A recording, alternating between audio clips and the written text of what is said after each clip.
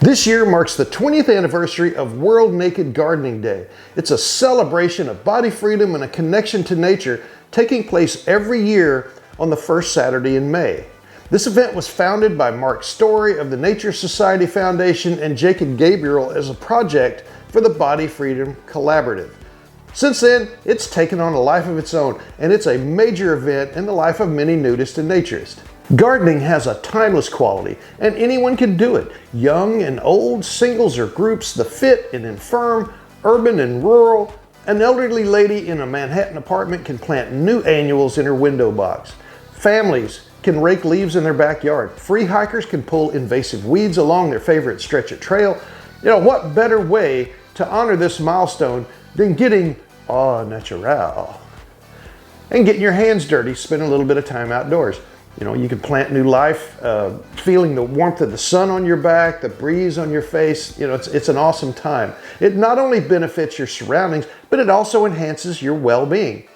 You can do a search for hashtag World Naked Gardening Day on any social network or pretty much any search engine, and you're sure to find plenty of people sharing images of their adventures. So with that said, I thought I would mention some things that you might not want to do on World Naked Gardening Day.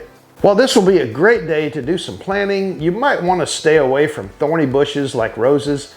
And in a similar vein, you might want to also wait to repot your cacti.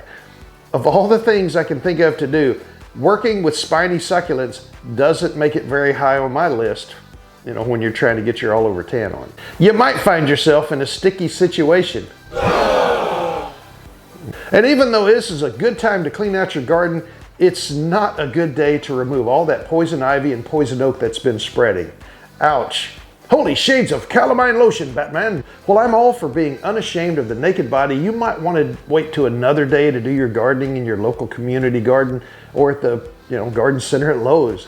I am envious of nudist communities where they can do the gardening as part of a nude community. If that interests you, check out your local resort or your nudist community and see if there's any offerings for World Naked Gardening Day activities.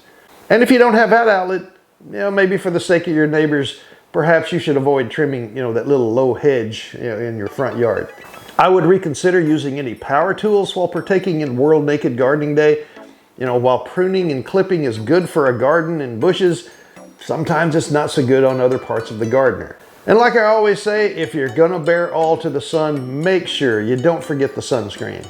And the last thing we're gonna talk about, regarding what not to do, is be embarrassed. Don't be embarrassed. If you're gonna commit to a naked gardening day, then go for it and own it. Again, don't get yourself in trouble with the law or your neighbors, but there's ways to own the day. Maybe you have to do a bit of late night gardening, after the sun is set and it's a little harder to see, or just plant some pots in the privacy of your home. Your imagination is your only limit. Well, that and your local ordinances. But that's enough on what not to do. Let's look at how to make World Naked Gardening Day special by what we should be doing.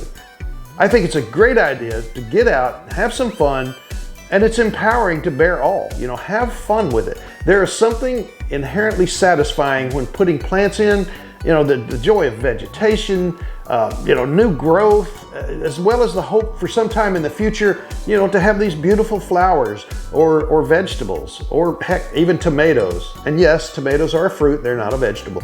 There's also something inherently funny about nudity. I mean, we should all be proud of our bodies. But let's also give in to the fact that there's some awkwardness around being unclothed in certain situations, and gardening can surely, fit that bill. So if you are celebrating with a picture, don't forget the props. You can get creative, you can have all sorts of ways to enhance it and still making it a postable picture.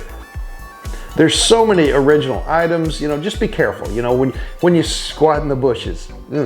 People have incredible imaginations when they pose these pics, and I would, see if you can come up with some for yourself. And be careful, you're pretty vulnerable, you're not protected by clothes, so watch out for the hidden gotchas, like falling out of a wheelbarrow or a front end loader for that matter, getting scratches or pokes from unfriendly plants or bugs even.